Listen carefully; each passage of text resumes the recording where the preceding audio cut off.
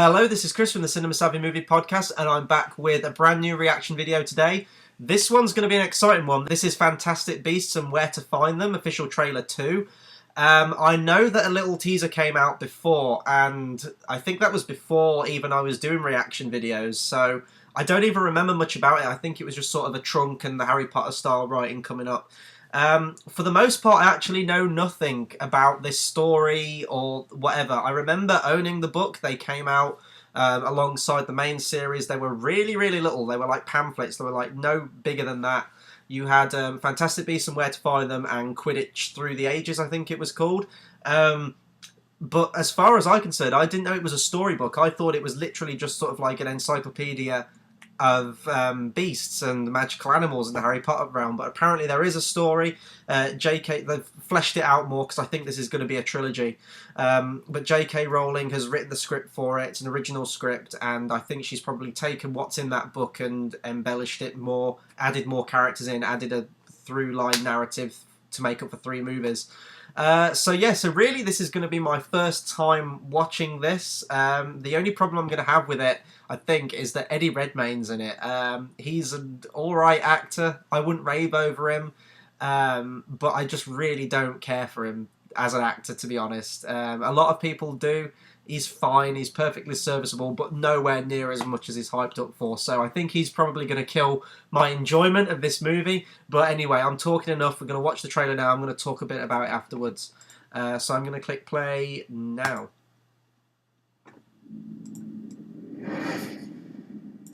Well, I've got the sort of Harry Potter. Yeah, look at the music. You're an interesting man, Mr. Scamander. Just like your suitcase, I think there's much more to you than meets the eye. He's a transformer. Kicked out of Hogwarts, endangering human life with a beast. Hogwarts endangers students' lives One with of your beasts. teachers argued strongly against your expulsion. I wonder, what makes Albus Dumbledore so fond of you, Mr. Scamander? First trip to America? Yes. Must get that fixed. Anything edible in there? No. Any livestock? No. Welcome to New York.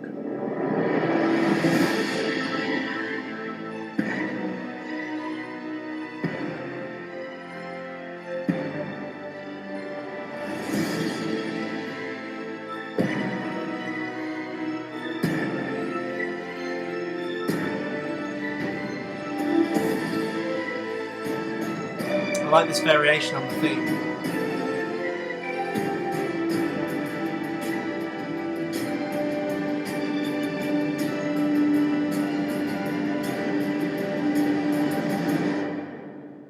No human could do what this thing is capable of.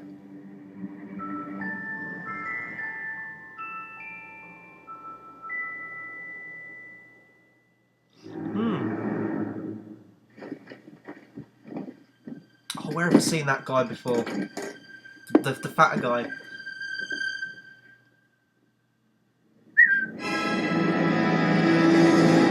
Oh, that's going to drive me mad. I can't remember where I've seen him from. Okay, so that was sort of like my first ever look into this film, because I don't really remember the teaser trailer at all. At least it didn't show much. I'm going to be honest, I'm a little underwhelmed. I'm not really sure if this is a story that needs telling, but maybe then again, I'm not the particular audience for this. Don't get me wrong, I grew up with Harry Potter. I like Harry Potter, I can definitely watch them if they're on, but it's not something I'm massively passionate about like a lot of people are. So it's going to be interesting to see if like people are commenting, if you're a hardcore fan of Harry Potter, is this trailer hitting you? Has this got you excited? Because to me, this just seems really, in all honesty, kind of boring. Like, we haven't seen much, granted. I don't know the context of it. I haven't read the book. I don't really know what they're doing with this. As far as I know, he's sort of just like a monster adventurer, and he like wrangles the monsters somehow. I don't know. But They're obviously throwing in the references there to Harry Potter. Albus Dumbledore's mentioned the fact that he got kicked out of Hogwarts, and I guess you kind of need to do that once you've got a pre-established series of films and books. You do, and this is trying to stand on its own. You do need to rope in that audience again.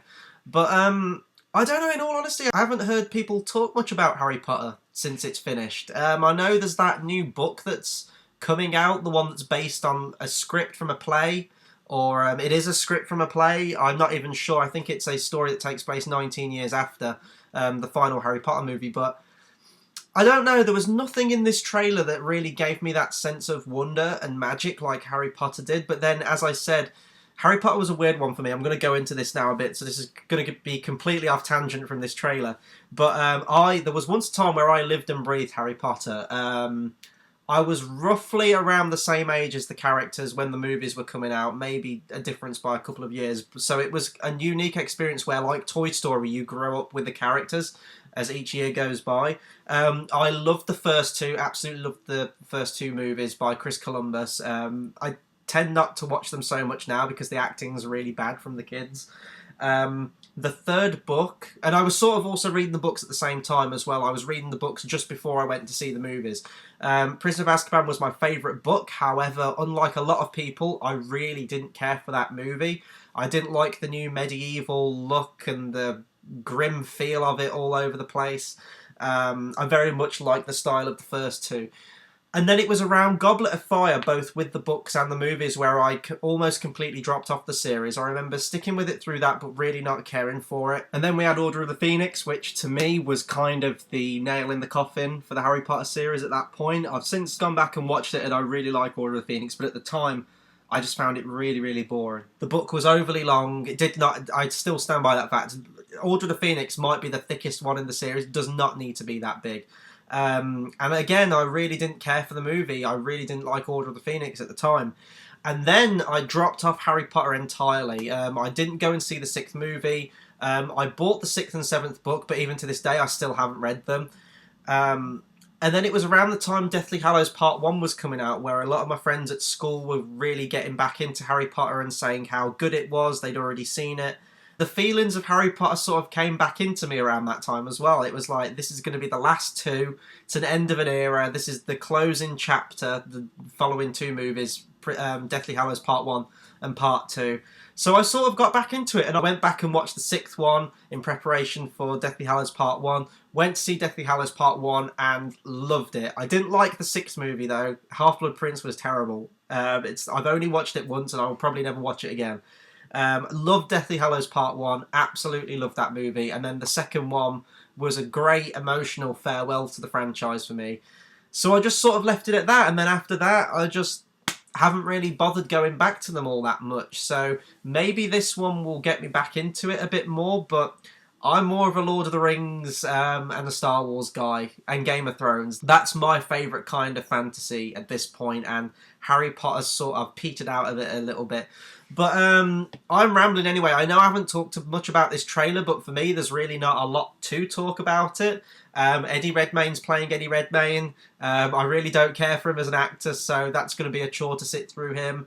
It's interesting that it's set in America, so we might get a different perspective. The one thing I don't like is how they've changed the word Muggle for the American version, when he's in America, to Nomad, which is really, really crap. Not going to lie. Other than that, we'll have to see what we're up against. If this is the first part in a trilogy, maybe it's going to set up for the other ones rather than being individual stories in their own right. We'll have to see. It's a whole bunch of wait and see at this point, but I will be there opening night, November, when this comes out, and we'll have a review on it, definitely.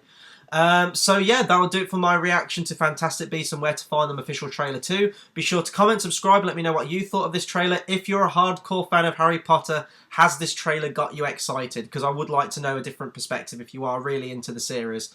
But yeah, in terms of what's coming up on the channel, we'll have a review for Jungle Book later on in the week, and I might jump on and do a little review of the original Disney animated one as well.